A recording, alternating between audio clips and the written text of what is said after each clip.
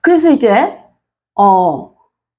그 가론 상태였을 때, 이 세상이 예수께서 십자가 희생을 하시기 전 상태의 크리스찬들은 어떻게 살아나야 되냐? 희생이 있지 않으면 파워가 없는 진리. 생명은 진리를 해야지 생명이 얻어지는데, 희생을 하시기 전에는 진리가 파워가 없대요. 그러면 살 수 없는 거잖아요. 그때 그 진리를 했던 사람들은 어떻게 되는 거냐? 이제 그거를 말씀드려야죠.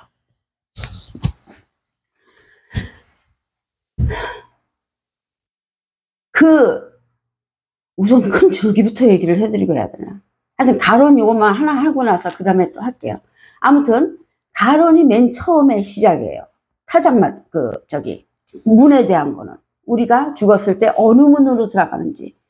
맨 처음에는 문으로 우리는 땅에서 왔죠? 땅에서 왔으니까 땅으로 가는 게 원칙이에요.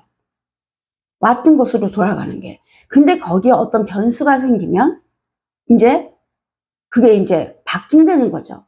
그래서 그 문 앞에서 뭐가 결정이 되어지는 건데, 가론일 때는 결정되어지고 말고 할 것도 없어요. 문이 그냥 하나예요. 글로 들어가야 돼요.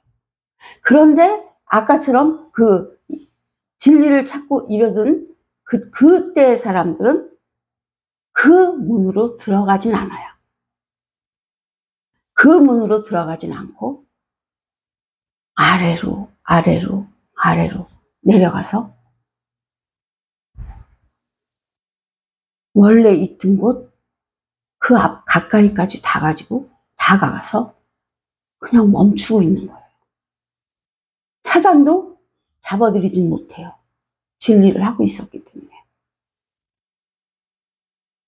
어떤 파워는 없지만, 그 진리 때문에 도로 살아날 파워는 없지만, 거기서 자기 걸로 도로 끌어당기지는 못한다는 거죠. 그러니까 그냥 거기서 머물고 있는 거예요. 그걸 카듀도라 그래요. 카듀도를 지난번에 우리가 공부를 했죠. 카듀도는 지난번에 어디서 공부를 했냐면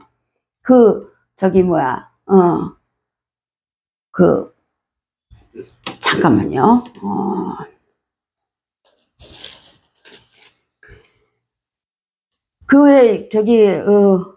누가복음 8장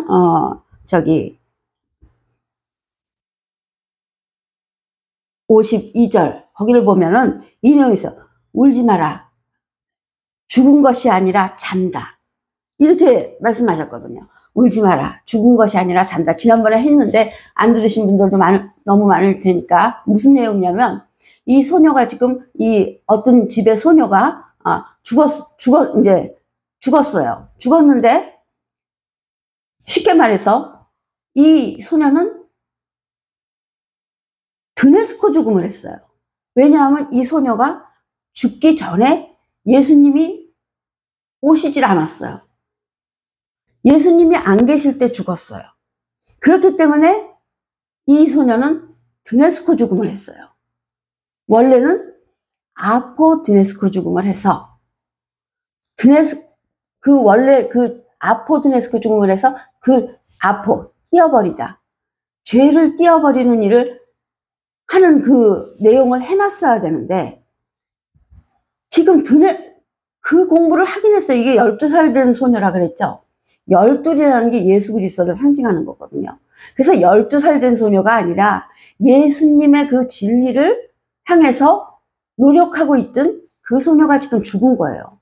죽은 건데, 지금 시대에 죽었으면 우리가 진리가 이 효과가 있어서 진리를 갖고 우리가 그야말로 쉽게 말하고 큰 소리 칠 수 있죠. 나 진리 있어요 하고. 근데 이때는 예수님이 아직 십자가 희생을 하지 않으셨기 때문에 드네스코 죽음밖에 할 수가 없어요. 마음은 아포드네스코 죽음을 할 수 있는데, 마음은 아포드네스코 죽음을 하고 싶은데 예수님께서 십자가 희생을 해주시질 않았기 때문에 아포드네스코 죽음을 할 수가 없어요.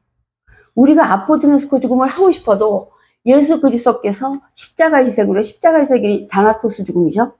다나토스 죽음 속에 아포드네스코 죽음과 아포크테이노 죽음이 있어요. 그래서 이 십자가 희생을 하면 아포드네스코 죽음과 아포크테이노 죽음을 다 해결해 주신 거예요. 그래서 예수님이 그 죽음을 하시고부터는 우리가 아포드네스코 죽음을 해서 그 죄를 띄어버릴 수가 있는 건데, 예수님이 십자가 희생을 해주시지 않으셨기 때문에 지금은 아포드네스코 죽음을 우리 마음대로 할 수가 없는 거예요. 띄고 싶어도, 나누고 싶어도. 그래서 드네스코 죽음을 그냥 하게 된 거예요. 예수님이 아직 안 오셔서. 그러니까 이 가족이나 이 소녀나 모두 아포드네스코 죽음을 해서 띄어져서, 그 죄를 띄어져 버려서 자기는 걸로 끌려도 가지 않고 싶었는데, 예수님이 십자가 희생 아직 전이기 때문에 아포드네스코 죽음이라는 내용이 없어요. 할 수가 없어요. 그래서 그냥 드네스코 죽음을 했더니, 드네스코 죽음은 죄를 띈 게 아닌 죽음이 돼갖고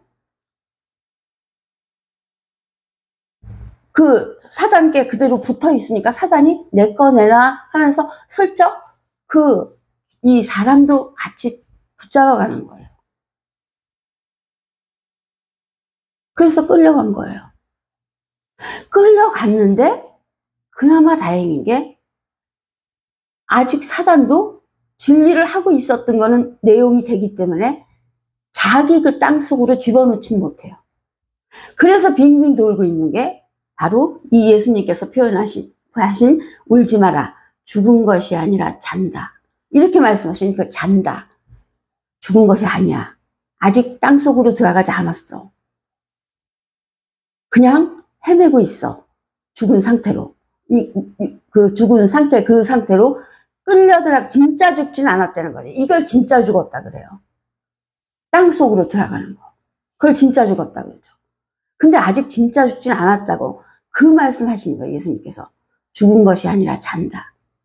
그 이름이 바로 그런 상태의 이름을 카디우도다. 니네들은 애가 죽었는 줄 알고 막 통곡하고 있지만 죽은 것이 아니라 자는 거야. 잔다는 거 쿨쿨 자는 게 아니라 그 어떤 그 상황에 걸려서 멈춰서 스테이라 그러나 그런 걸. 하여튼 적당한 표현일지 모르는데, 아무튼 그렇게 해서 그 상태로 그 몸은 죽었는데 그러고 있는, 떠돌고 있는, 어디까지 가서 저 아래까지, 깊은 아래까지 내려가서 사단이 웬만하면 이제 잡아 끌으려고 그 앞에 있는 거예요. 그래서 예수님께서는 죽은 것은 아니야, 자는 거야. 잔다라고 여기서 한국말로 해석을 한 거지만 사실은 그 표현은 카디우도예요. 카디우도는 바로 요 상태를 말하는 거예요. 그래서 이 예수님께서 나중에, 요거는 지난번에도 했으니까 그랬지만 나중에 제가 한 거를 보시면 이제 이 소녀를 부르죠. 도로 불러내죠. 그래서 깨어나죠. 에게이로 깨어나는 거예요. 그때 깨어난 게 바로 이제 조금 이따 말할 그 장소로 옮겨질 자격이 되는 거예요. 예수님께서 나와라 그러셨으니까요. 그러니까 이거는 무덤에서 나오는 게 아니라, 무덤이라고 표현들도 하지만 하여튼 그 땅속에서 들어간 건 아니에요. 그 중간에 있다가 나온 거예요. 다 가까이까지 가서. 그래서 이 소녀가 나온 이 죽은 것이 아니라 잔다, 이 표현이 카디우도예요. 그러면 잠깐만요.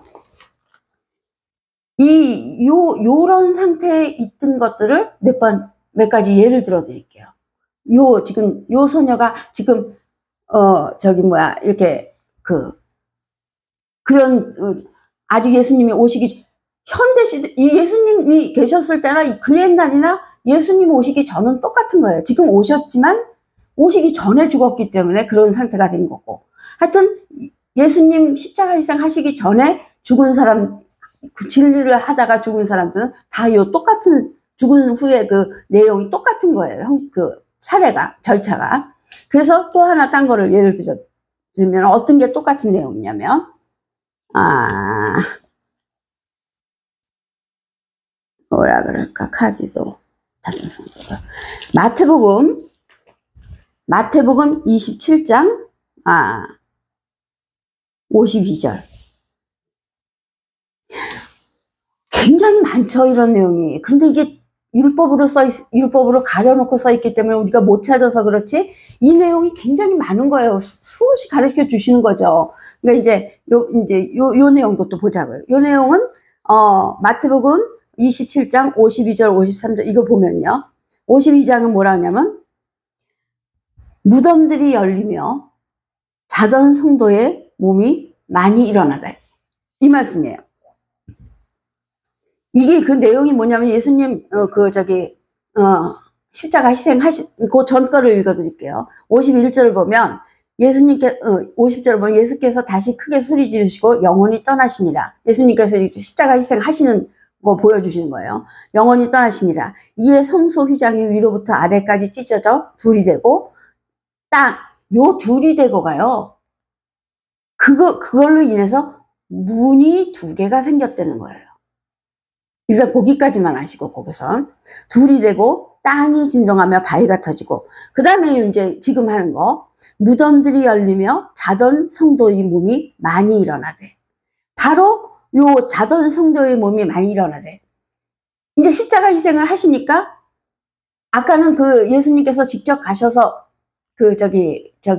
나와라 이렇게 말씀을 하셨지만, 지금 여기 자던 성도들이 바로 이렇게 해서 자고 있던, 아까 카디 조절을 하고 있는 중인 거예요. 그러고 있다 이제 예수님이 십자가 희생을 하시니까 제일 먼저 그 진리를 하고 있었던 그 성도들이 제일 먼저 나오는 거예요. 억울하지 않죠? 그래서 나와서, 그 다음에 볼게요. 많이 일어났대. 그 다음 거예요. 예수의 부활 후에 그들이 무덤에서 나와서 거룩한 성에 들어가 많은 사람에게 보이니라. 이거 다 해석하려면 지금 너무 오래 걸리는데, 나중에 또 시간이 되면 이것도 자세히 해드리지만, 여기서 이제 포인트는 거룩한 성에 들어간다는 게 바로 예수님께서 아까 둘이 되고라 그래갖고 문을 2개를 만드셨다 그랬죠. 십자가 희생의 이루신 업적으로 문을 2개를 만들었어요. 하나는 사는 문, 하나는 죽는 문. 하나는 원래 얘네들이, 이 사단들이 사용하던 그거고, 또 하나는 새로운 문을 만드셨다는 거예요. 그 문 속으로 들어가는 거예요. 그 성 속으로 들어간다는 거예요. 다윗이 그거를 사갖고, 그 장소를 사갖고 다윗성이라 그러는 거예요. 그거는 이제 또 나중에 얘기를 해드릴게요. 아무튼 그래서 다윗성은 그 성을 샀다는 거예요.